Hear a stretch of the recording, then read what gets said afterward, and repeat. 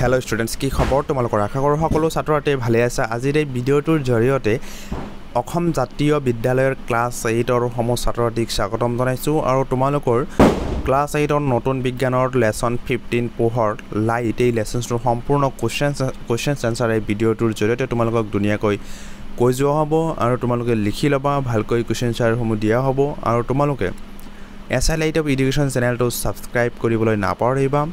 চেনেলটো সাবস্ক্ৰাইব কৰিবা, লাইক কৰিবা, বুজি নাপালে কমেন্ট কৰিবা, শেয়াৰ কৰিবা। এতিয়া মই ভিডিঅ'টো ষ্টাৰ্ট কৰোঁ। এই লেসনটোৰ কি কোৱেশ্চনছ তোমালোকৰ দিয়া আছে আৰু মৰমৰ ছাত্ৰ-ছাত্ৰীসকল কিবা বুজি নাপালে কমেন্টছ বক্সত কমেন্টছ কৰি জনাবা। ইয়াৰে প্ৰথম যেটো কোৱেশ্চনটো আছে শুদ্ধ উত্তৰটো বাছি উলিওৱা। ইয়াৰ পাঁচ কোৱেশ্চনটো দিয়া আছে বগা পোহৰত থকা ৰঙৰ সংখ্যা। অপচন দিয়া আছে 1 5 7 10টা। ইয়াৰ আনসাৰ হ'ব 7টা। 2 সমতল ধাপনৰ পৰা লক্ষ্যবস্তু আৰু প্ৰতিবিম্বৰ দূৰত্ব।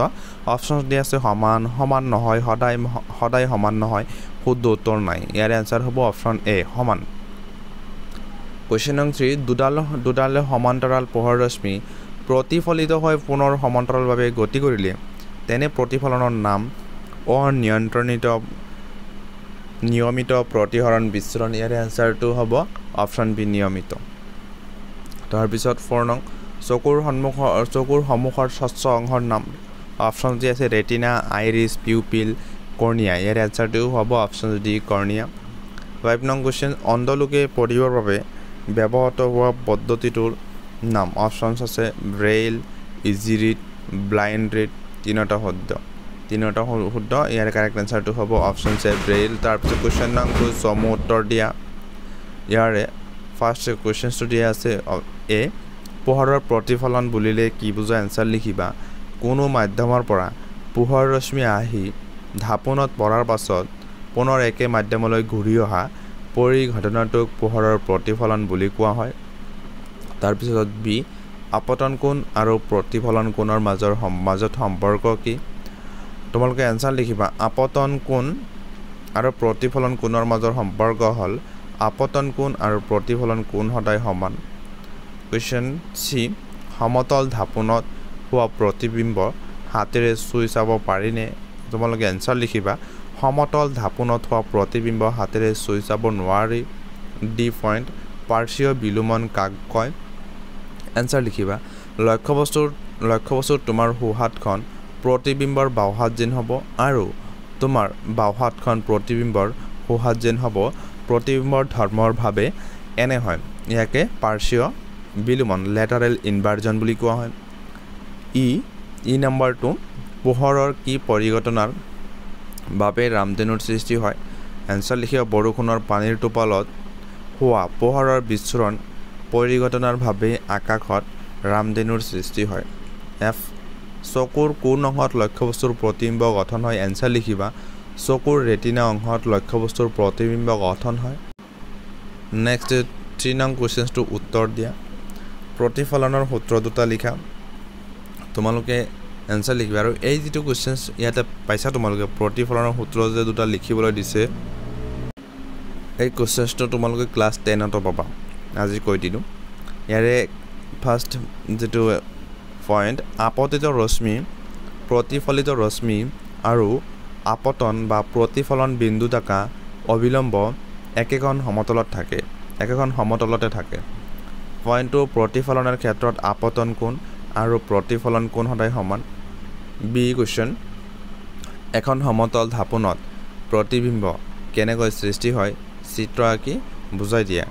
আনসাৰ সমতল ধাপনত প্ৰতিবিম্বৰ কেনেকৈ সৃষ্টি হয় তাক এটা চিত্ৰ তলত দেখুওৱা হ'ল। ইয়াৰে যেটো ডায়াগ্ৰামটো তোমালোকৰ তলত ইয়াতে দিয়া আছে এইটো ডাইৰেক্ট তোমালোকৰ কিতাপৰ পৰা দিয়া হৈছে। তোমালোকৰ কিতাপত ডাইৰেক্ট এই ডায়াগ্ৰামটো আছে অথবা তোমালোকে স্ক্ৰীনশ্বট মাৰি ল'ব পাৰিবা। ইয়াতে দিয়া আছে বিন্দুৰ ওচৰৰ যেটো প্ৰতিবিম্ব। ইয়াৰে তোমালোকৰ এইটোৰ কাৰণে বহলাই তোমালোকৰ আলোচনা কৰিব দিছে। তোমালোকে চাবা, মই কৈ দি আছোঁ কেনেকৈ কি লিখা আছে। লিখিবা ছবিত দেখুৱাৰ দৰে O এটা বিন্দু উৎস, ই হ'ল চকু আৰু বি আৰু ডি হ'ল চকুৰ দুই প্ৰান্তবিন্দু। আনহাতে পি কিউ হ'ল এখন ধাপোন। এই ধাপোনখনতেই প্ৰতিফলন হৈ বিন্দু উৎসটোৰ প্ৰতিবিম্বৰ সৃষ্টি হৈছে। পেৰাগ্ৰাফ কৰি লিখিবা। এতিয়া ওৰ পৰা অহা এডাল পোহৰ ৰশ্মিয়ে ধাপোনখনৰ এ বিন্দুত প্ৰতিফলিত হৈ চকুৰ বি বিন্দু পাইছেগৈ এই ক্ষেত্ৰত আপতন কোণ আৰু প্ৰতিফলন কোণ সমান তেনেকৈ অৰ পৰা অহা আন এডাল পোহৰ ৰশ্মিয়ে চি বিন্দুত প্ৰতিফলিত হৈ চকুৰ আনটো প্ৰান্তবিন্দুত ডি পাইছেগৈ এতিয়া তুমি মন কৰিবা যে এ বি আৰু চি ডি ৰেখা অপহাৰী ৰেখা মানে পোহৰ ৰশ্মিডাল অপহৰণ কৰি কিনে বেলেগ ফালে লৈ গৈছে অৰ্থাৎ তুমি যিমানে ৰেখা দুডাল ৰশ্মিৰ দিশত বঢ়াই দিয়া সেই দুডাল ৰেখাৰ মাজৰ দূৰত্ব বাঢ়িহে যাব কিন্তু তুমি যদি এই ৰেখা দুডাল বিপৰীত দিশত লৈ যোৱা তেন্তে এই ৰেখা দুডালে টি বিন্দুত কটাকটি কৰিব তাৰ পিছত তোমালোকে পেৰাগ্ৰাফ কৰি লিখিবা প্ৰতিফলিত ৰশ্মি দুডালে আপাতভাৱে কটাকটি কৰা এই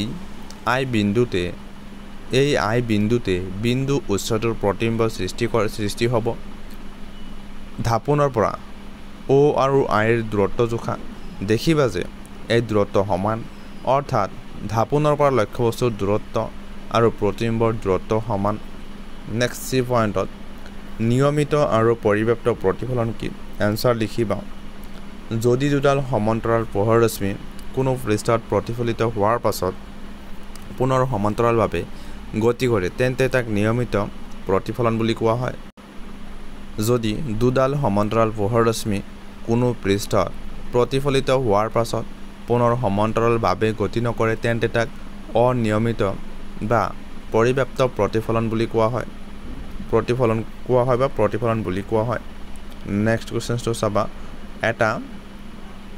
এটা প্ৰিজমে কেনেকৈ পোহৰ বিচ্ছুৰণ ঘটাব পাৰে চিত্ৰৰ সহায়ত দেখুৱা তোমালোকৰ ডাইৰেক্ট কিতাপত তোমালোকৰ এই ডায়াগ্ৰামটো আছে ডায়াগ্ৰামটো তোমালোকে আঁকি ল'ব প্ৰথমত তাৰ পিছত তোমালোকে এটো স্ক্ৰিনশ্বট মাৰি লোৱা তাৰ পিছত তোমালোকে এনেকৈ লিখিব লাগিব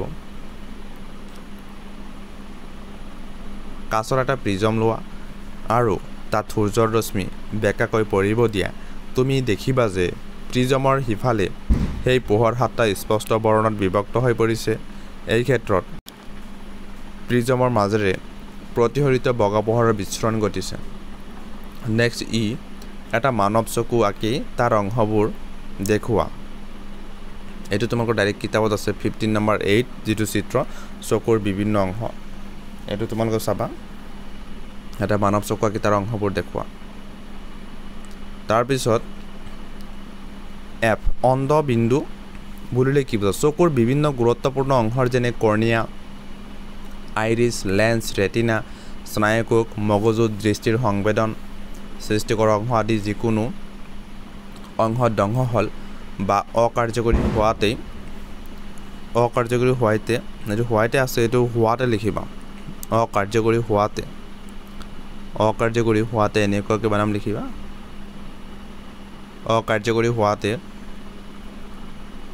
অন্ধবিন্দু বোলা হয় তাৰ পিছত জি চকুৰ সুৰক্ষাৰ বাবে আমি কি যত্ন ল'ব লাগে এনসাৰ লিখিবা চকুৰ সুৰক্ষাৰ বাবে আমি কি যত্ন ল'ব লাগে তলত উল্লেখ কৰা হ'ল নাম্বাৰ 1 চকুৰ ডাক্তৰৰ হতুৱাই নিয়মীয়াভাৱে চকু পৰীক্ষা কৰাবা যদি তেওঁ উপদেশ দিয়ে তেনে চশমা ব্যৱহাৰ কৰিবা পইণ্ট 2 কম পোহৰ আৰু বেছি পোহৰ দুয়োটা চকুৰ বাবে ক্ষতিকাৰক এনে পোহৰত পৰিলে চকুৰ ওপৰত হেঁচা পৰা আৰু মূৰৰ বিষো হ'ব পাৰে পইণ্ট 3 সূৰ্য বা কোনো পোহৰৰ উৎসলৈ প্ৰত্যক্ষভাৱে নাচাবা এনে পোহৰে চকুৰ ৰেটিনাৰ ক্ষতিসাধন কৰিব পাৰে তাৰ পিছত পইণ্ট 4 তোমাৰ চকু যদি মোহাৰি নাথাকিবা যদি ধূলিৰ কণা চকুত সোমাই চকুটো পৰিষ্কাৰ পানীৰে ধুই পেলাবা ভাল নাপালে ডাক্তৰৰ ওচৰলৈ যাবা 5 পইণ্টত পঢ়িবৰ সময়ত কিতাপখন খুব ওচৰলৈ নানিবা বা বেছি দূৰত্ব ৰাখি নপঢ়িবা এই ক্ষেত্ৰত সাধাৰণ দূৰত্ব বজাই ৰাখিবা নেক্সট ইজ কোৱেশ্চনছ লাষ্ট কোৱেশ্চন তোমালোকৰ এই লেসনছটোৰ চকু দানৰ যোগেদি সকলো প্ৰকাৰৰ অন্ধলোকক দৃষ্টি দান দিব পৰা যায়নে এনসাৰ লিখিবা চকু দানৰ যোগেদি সকলো প্ৰকাৰৰ অন্ধলোকক দৃষ্টি দান দিব পৰা নাযায় চকু দানৰ যোগেদি কেৱল নষ্ট হোৱা কৰ্নিয়া লোককহে দান দিব পৰা যায় মৰমৰ ছাত্ৰ ছাত্ৰীসকল তোমালোকক এই ভিডিঅ'টোৰ জৰিয়তে কিবা ডাউট থাকিলে কমেণ্ট সেকশন কমেণ্টছ কৰি জনাবা লগতে এটা কথা তোমালোকক ৰিকুৱেষ্ট কৰিছো তোমালোকে যদি এতিয়ালৈকে এসআই লাইট ভিডিঅ'খন চেনেলটো সাবস্ক্ৰাইব কৰা নাই তেন্তে তোমালোকে চেনেলটো এতিয়াই সাবস্ক্ৰাইব কৰি ৰাখিবা আগন্তুক সময়ত আৰু নতুন ভিডিঅ'সমূহ তোমালোকে পাই থাকিবা লগতে অকল এইটোৰ কাৰণে নহয় একেবাৰে তোমালোকে 10 লৈকে সম্পূৰ্ণ সহায় তোমালোকে নিজৰ যিখিনি সহায় লাগে সম্পূৰ্ণ সহায় এইখন চেনেলৰ জৰিয়তে তোমালোকে পাই থাকিবা। Thank you SI light of education. Thank you ৱাচিং দ্য ভিডিঅ'।